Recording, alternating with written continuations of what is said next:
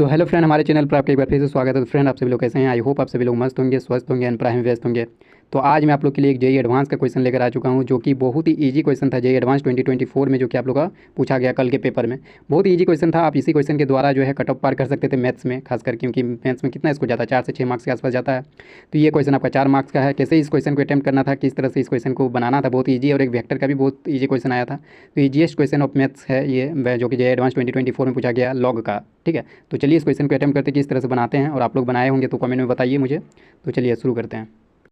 तो इस क्वेश्चन को बनाने का सबसे आसान तरीका ये है कि आप पहले यहाँ पर जो आरएचएस में दिया गया है उसका वैल्यू कैलकुलेट कर लीजिए। जैसे यहाँ पर दिया हुआ ना लॉग 18 का पावर 5/4 और उसका बेस ए दिया हुआ, और इधर आरएचएस में दिया सेकेंड इक्वेशन में आपका बी बेस दिया हुआ, और इस यहाँ रूट 1080 दिया हुआ है। तो इन दोनों को पहले आप वैल्यू निकाल लीजिए, उसके बाद आप लोग का दो इक्वेशन दो वेरिएबल जैसा हो जाएगा। तो देखिए इसको कैसे निकालते हैं।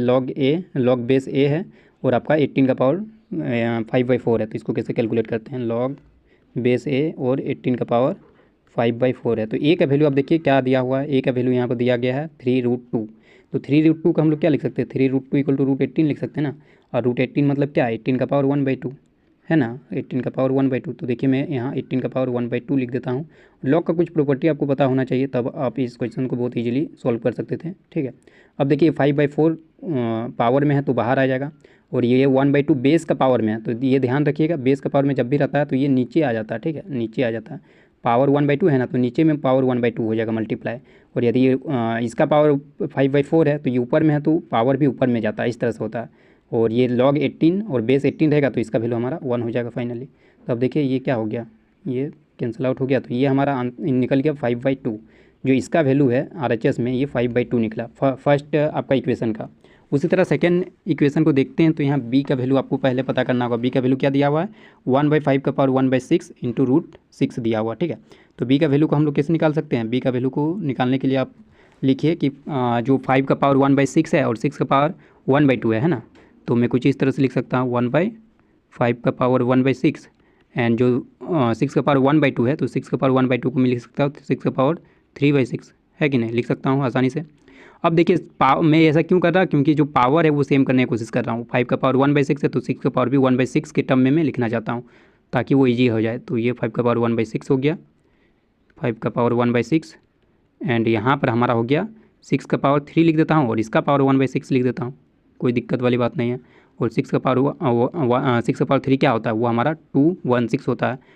तो इसको मैं कुछ इस तरह से लिख सकता हूँ, बी इक्वल टू 1/5 इंटू 216, और होल का पावर में कर देता हूँ 1/6। और इसको जब मल्टीप्लाई करेंगे तो 1080 आएगा। तो 1080 का पावर क्या हो जाएगा, 1/6। तो उसको ऊपर ले जाएंगे तो क्या हो जाएगा, 1080 का पावर -1/6। ठीक है, यहाँ तक किसी को कोई दिक्कत नहीं होना चाहिए। अब देखिए इसका बी का वैल्यू ये निकाले, तो अब बताइए लॉग बेस बी है ना, तो बेस की जगह हम ये लिख सकते हैं 1080 का पावर -1/6। और यहाँ पर हमारा क्या है, √1080 है। तो रूट मतलब क्या, 1080, एक मिनट, 1080 का पावर 1/2 हो जाएगा। ठीक है, 1080 का पावर 1/2। अब फिर से वही लगाइए, हमारा पावर ऊपर में है तो ये पावर ऊपर में रहेगा, और ये पावर नीचे में है तो ये पावर हमारा नीचे में रहेगा, -1/6। तो ये बताइए कितना आया, कैलकुलेट कीजिएगा। तो ये हमारा -3 आ गया, ये हमारा -3 आ गया। मतलब इस इक्वेशन में आरएचएस में -3 आ रहा है, और ऊपर वाले इक्वेशन में जो आरएचएस में आ रहा है वो 5/2 आ रहा है। तो मतलब दो इक्वेशन दो वेरिएबल अब तो बन गया। आप तो इजीली इस क्वेश्चन को सॉल्व कर सकते हैं। ये देखिए इसका वैल्यू आया आरएचएस में जो कि ये 5/2 है, और इधर आरएचएस में कितना है हमारा -3 है। तो मैं उसको फिर से लिख देता हूँ। और निकालना क्या, 4x + 5y। तो देखिए कैसे कैलकुलेट करते हैं। अब आसानी हो गया, दो इक्वेशन दो वेरिएबल, ये तो क्लास 10th लेवल का हो गया। तो ये हो गया 3x + 2y इक्वल टू निकाले थे 5/2, और इसको 2 से मल्टीप्लाई कर दीजिए। मैं ऐसा क्यों कर रहा हूँ, क्योंकि मैं x और y के सेपरेट वैल्यू नहीं निकालना चाहता हूँ। डायरेक्ट जो पूछा गया है उसी का वैल्यू मैं डायरेक्ट फाइंड करना चाहता हूँ। 4x + 5y पूछा गया ना, तो डायरेक्टली मैं उसी का वैल्यू फाइंड करना चाहता हूँ। इसलिए इस इक्वेशन को पहला इक्वेशन सबसे पहले 2 से मल्टीप्लाई कर रहा हूँ। क्यों कर रहा हूँ अभी समझ में आ जाएगा। तो ये हो गया 6x + 4y = 5 हो गया। ठीक है, अब दूसरा इक्वेशन क्या है, 2x - y इक्वल टू, ये हमारा -3 आया था। ठीक है, ये -3 आया था आरएचएस में।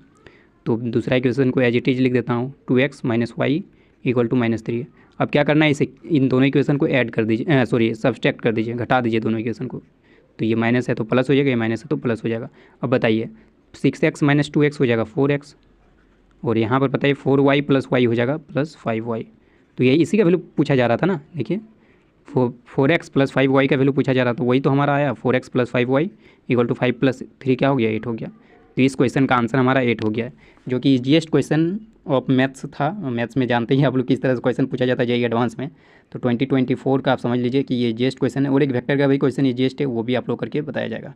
उम्मीद करता हूँ वीडियो पसंद आया होगा, पसंद आए तो एक लाइक जरूर कीजिए। आप लोगों को कैसा एग्जाम गया वो भी मुझे कमेंट में बताइए। चलिए आज के लिए इतना है, तब तक के लिए take care and bye bye.